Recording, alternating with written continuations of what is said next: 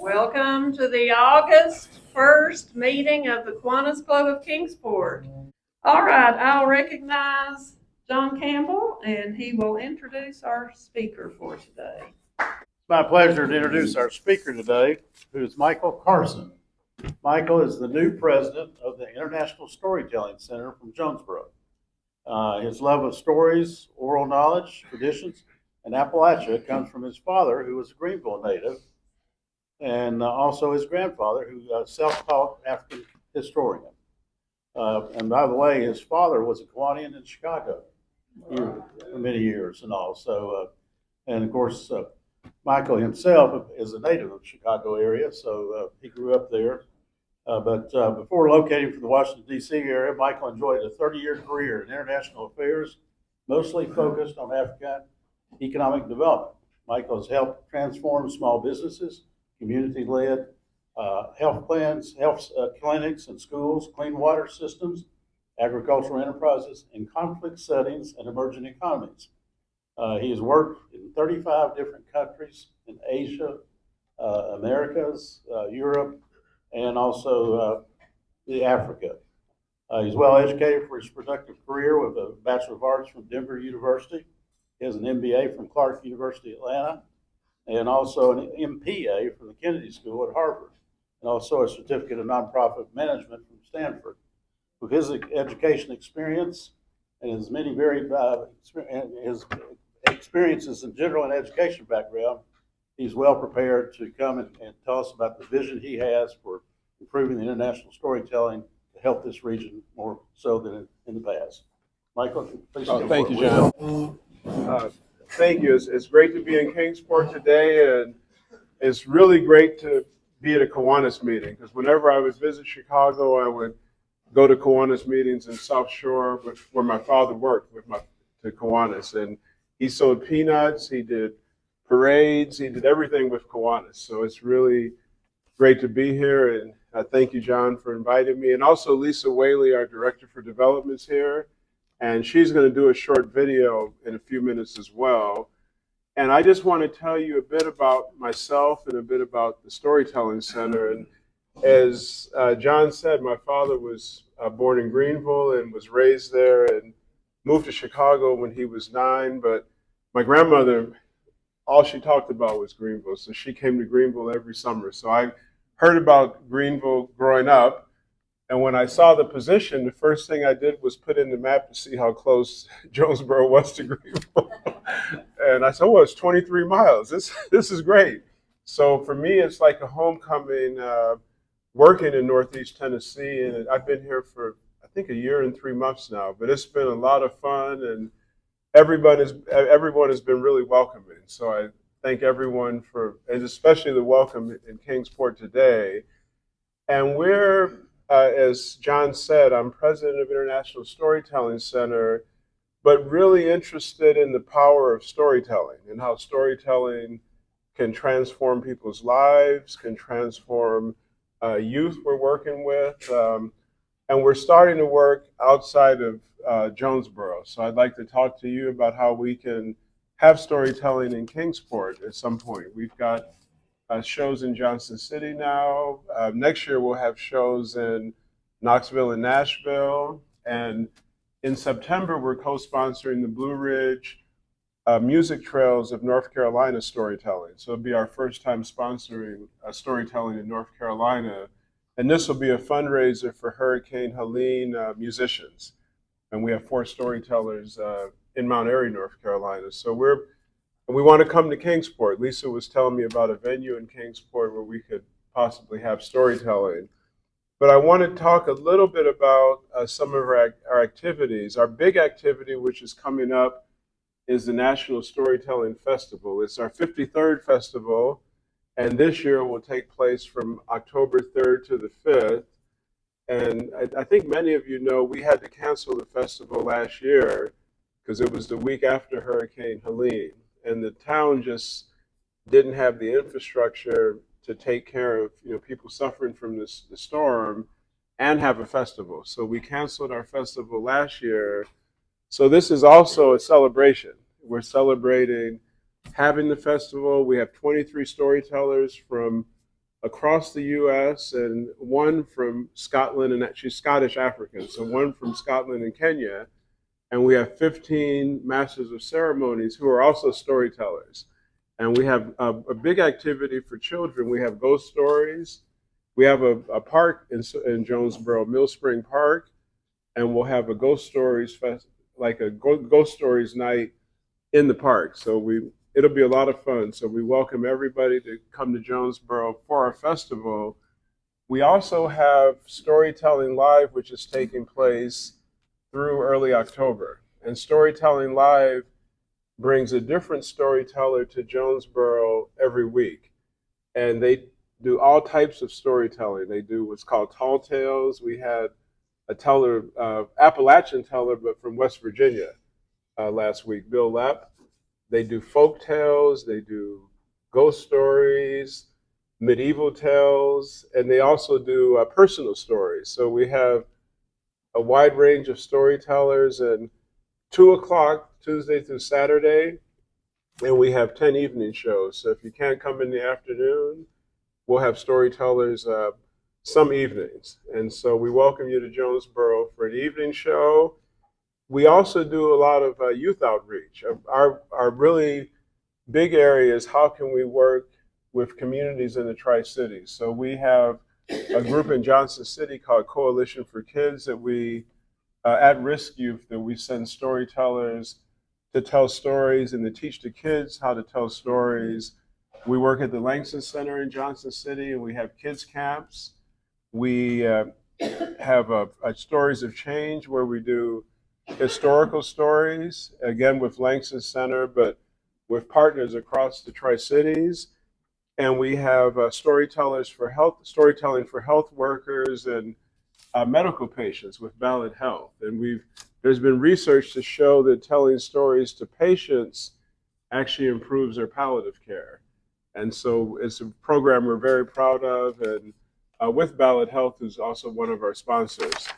And so we hope to also have it in Kingsport. I've met with Create Appalachia a few months ago, and looking at ways we can just keep expanding. We're hoping, and we also, one activity we have is called the Kids Institute, where every November we have kids from across the Tri-Cities, and even as far as Asheville. We have kids from Asheville that come, and we have about 850 kids that come to our theater to hear stories. And they learn stories, they get to meet a storyteller.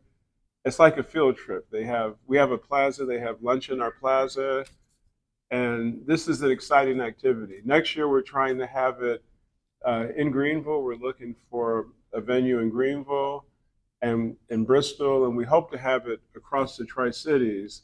So our vision is to really evangelize storytelling, because storytelling, it not only entertains people, but it makes people think, it changes people's lives.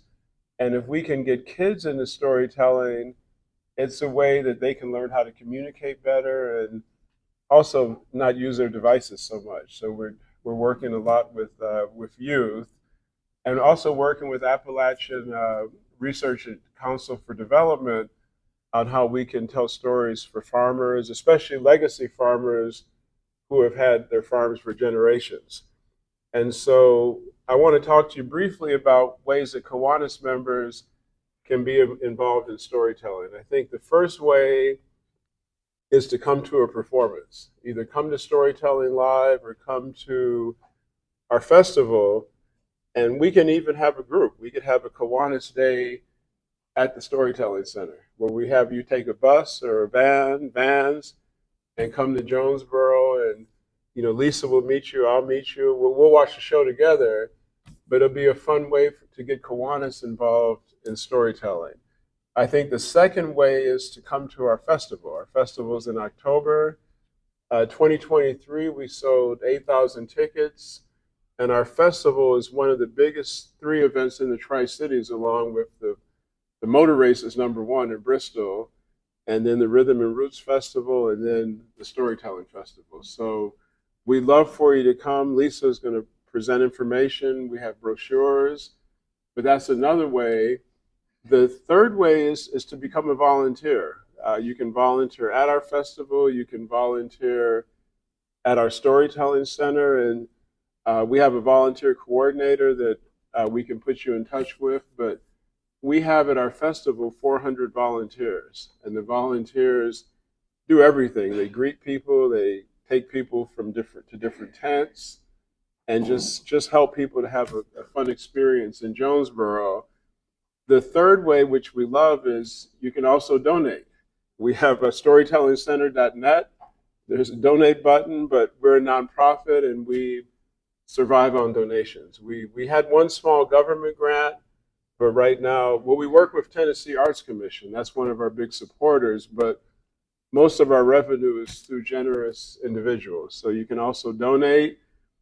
And then the fourth way, for those of you who have businesses or just feeling really, really good, is to be a sponsor. We have a sponsor a teller, where people sponsor our weekly teller performances. And we have, I think, 9 performances left.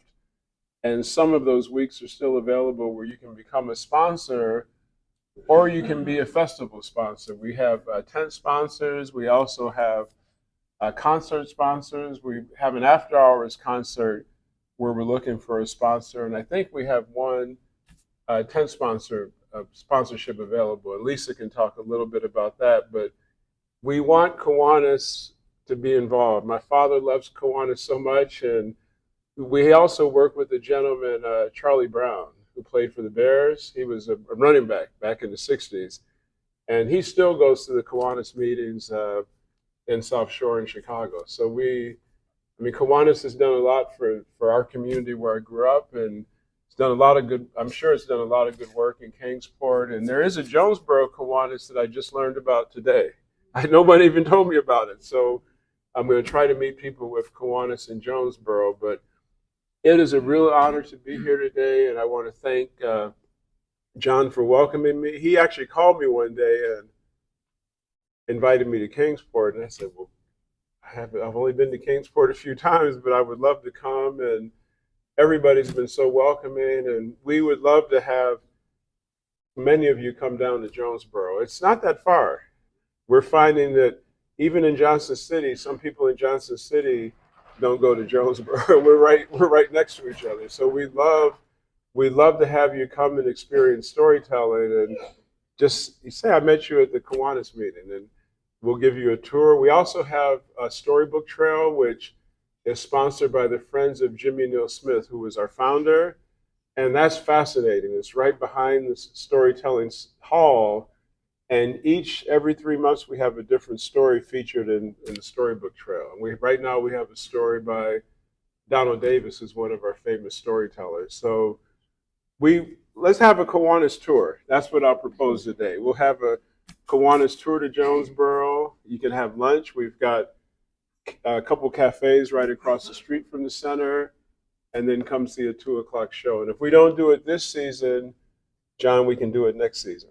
But we want to have we're a resource for the Tri-Cities, and a resource based in Jonesboro, but a resource for the community. So we would love to have you. I think Lisa's going to run a short video, but I just want to thank all of you. It's been a great honor, and welcome to Jonesboro. Thank you.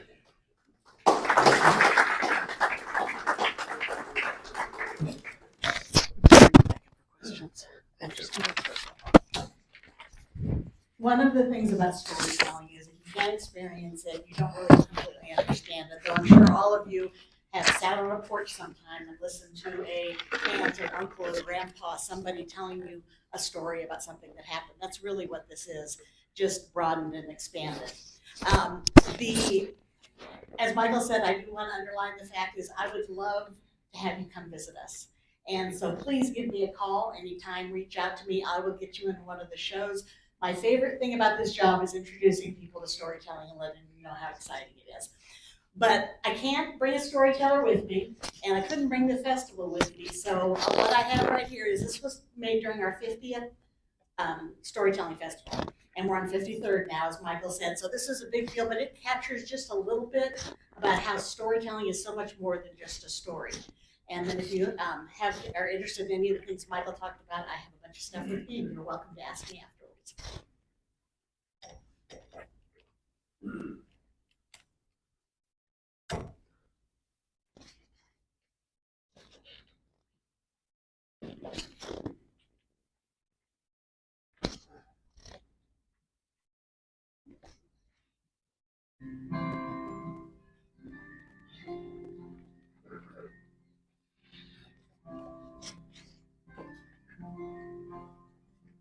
I don't know if there is any other place like Jonesboro on the face of the earth.